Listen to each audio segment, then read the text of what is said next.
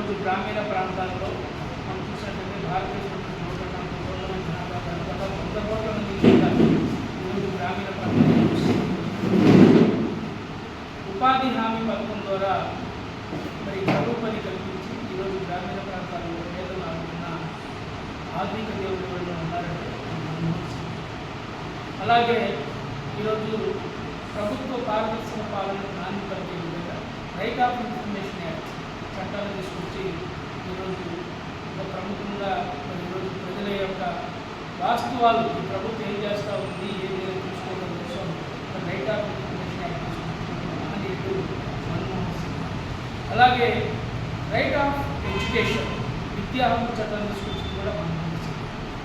అలాగే మనం చూసుకున్నట్లయితే ఫుడ్ గ్యారెంటీ స్కీమ్ కూడా ఆహార భద్రత చట్టాలు తీసుకుంటున్న వ్యక్తి మన్మోహన్ సింగ్.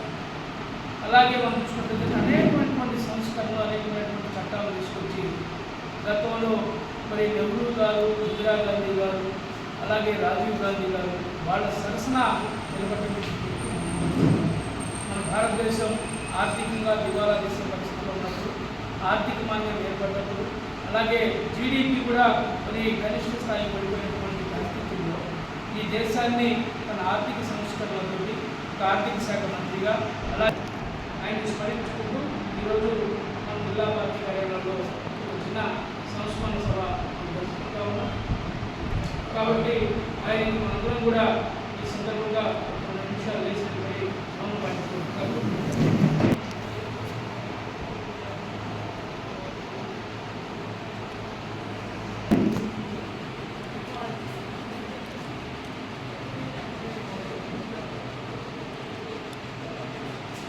జోహార్ మన్మోహన్ సింగ్ గారు.